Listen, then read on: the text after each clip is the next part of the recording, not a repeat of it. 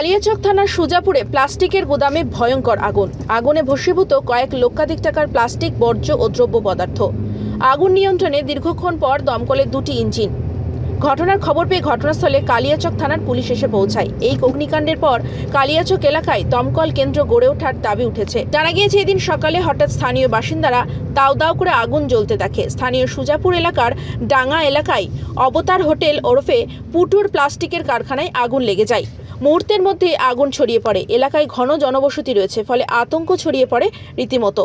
ঘটনার খবর দেওয়া হয় দমকল ও পুলিশকে। যদিও দীর্ঘ সময় আগুন নিয়ন্ত্রণে আসেনি, স্থানীয় মানুষ মালদা জেলার বিভিন্ন প্রান্ত থেকে প্লাস্টিক বর্জ্য কুড়িয়ে এনে এই কারখানায় বিক্রি করত। এখান থেকে সমস্ত প্লাস্টিকের বর্জ্য পদার্থগুলি ঝাড়াই বাছাই করে ভিন রাজ্যে বিক্রির ব্যবসা ছিল আবতার হোসেনের।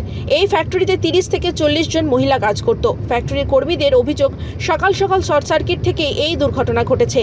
ক্ষয়ক্ষতির সঠিক পরিমাণে এখনো পর্যন্ত জানা যায়নি। পরিস্থিতিটা এখন ভয়াবহ, খুব প্রচুর আগুন লেগেছে। এখানে লেগেছে, আমরা জানতে পারি প্রায় 8টার সময়। আমরা ঘুমিয়েছিলাম, গুডাউনে মানুষ ছিল কি ছিল না আমরা সেটা জানি না। যত গ্রামের লোক ছিল সব এসে এখন এখানে আগুন নেভানো কাজ করছে। দমকল এসছে? হ্যাঁ এসছে।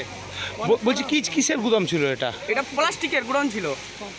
এটা জনবসতি এলাকা তো এটা? হ্যাঁ জনবসতি এলাকা। এখানে অনেকে জনবসতি এলাকার ভিতরে অনেক দোকান গুডাউন আছে। কি থেকে আগুন লাগতে পারে মনে করছেন? আগুন লাগতে এটা আমরা তো বলতে পারছি না কিভাবে আগুন লাগছে। এখন গুডাউনে যদি মানুষ যদি থাকতো তাহলে বলতে পারা যেত।